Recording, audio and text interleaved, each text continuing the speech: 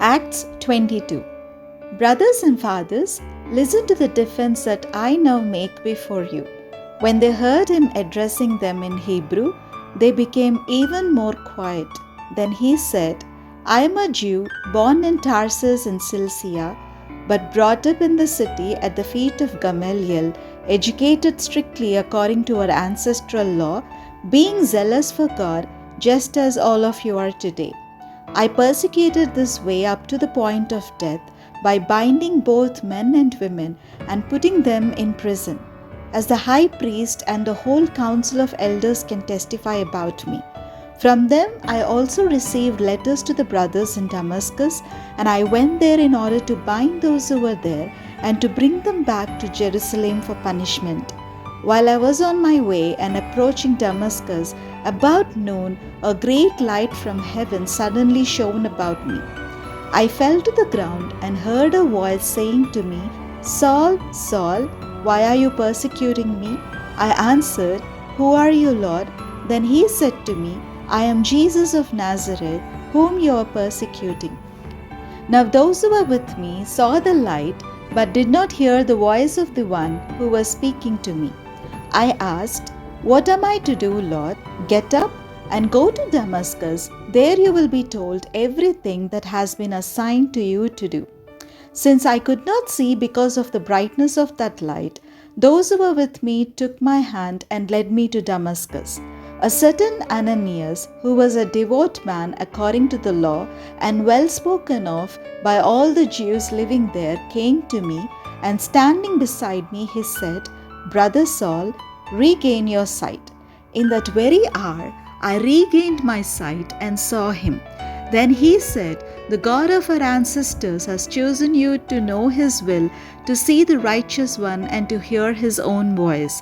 For you will be his witness to all the world of what you have seen and heard. And now why do you delay? Get up, be baptized, and have your sins washed away, calling on his name. After I had returned to Jerusalem, and while I was praying in the temple, I fell into a trance, and saw Jesus saying to me, Hurry and get out of Jerusalem quickly, because they will not accept your testimony about me. And I said, Lord, they themselves know that in every synagogue I imprisoned and beat those who believed in you.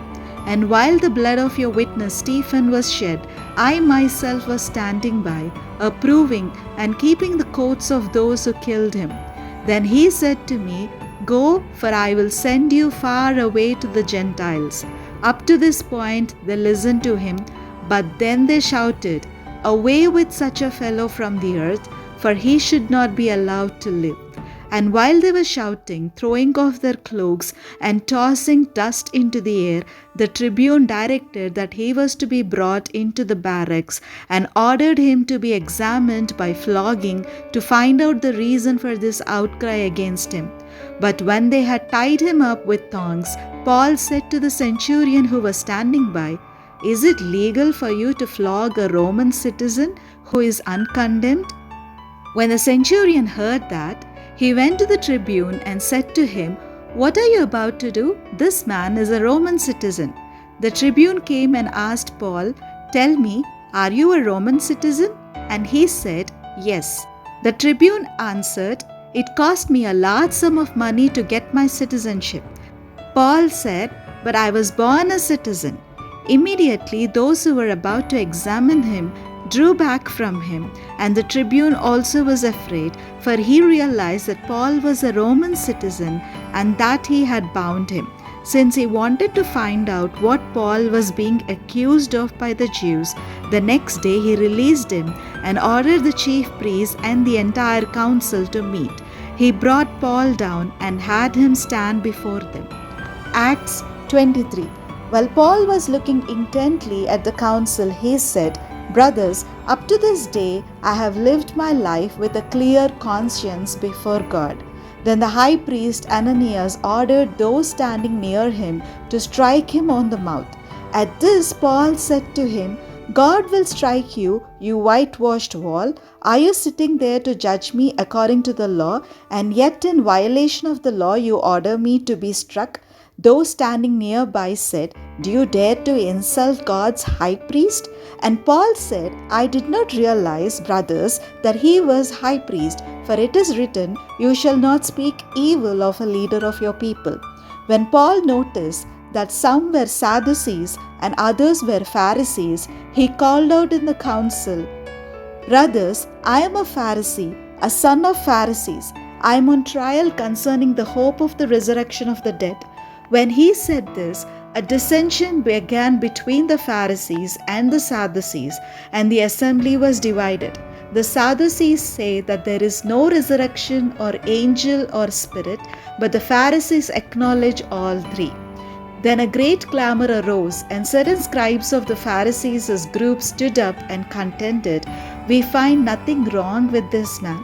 What if a spirit or an angel has spoken to him?" When the dissension became violent, the tribune, fearing that they would tear Paul to pieces, ordered the soldiers to go down, take him by force, and bring him into the barracks. That night the Lord stood near him and said, "Keep up your courage, for just as you have testified for me in Jerusalem, so you must bear witness also in Rome." In the morning the Jews joined in a conspiracy and bound themselves by an oath neither to eat nor drink until they had killed Paul. There were more than 40 who joined in this conspiracy. They went to the chief priests and elders and said, "We have strictly bound ourselves by an oath to taste no food until we have killed Paul.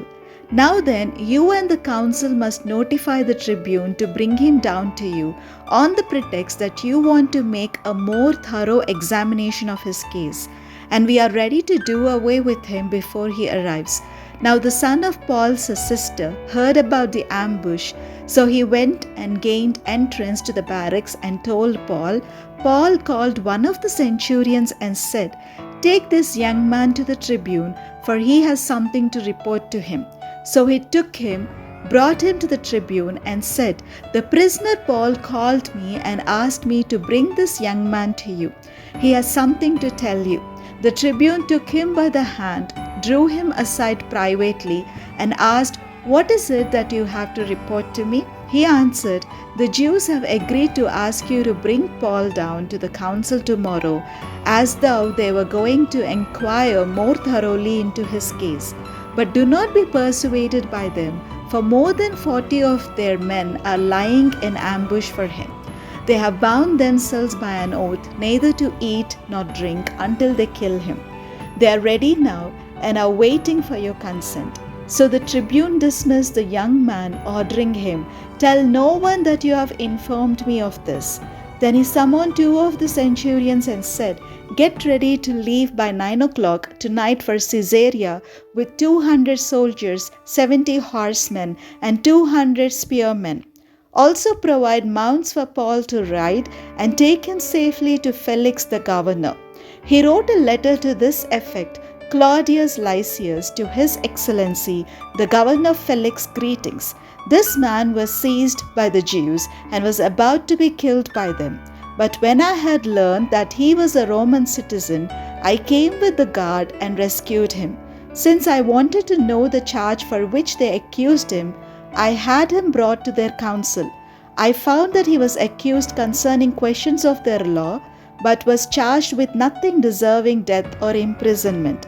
When I was informed that there would be a plot against the man, I sent him to you at once, ordering his accusers also to state before you what they have against him." So the soldiers, according to their instructions, took Paul and brought him during the night to Antipatris. The next day they let the horsemen go on with him, while they returned to the barracks. When they came to Caesarea and delivered the letter to the governor, they presented Paul also before him.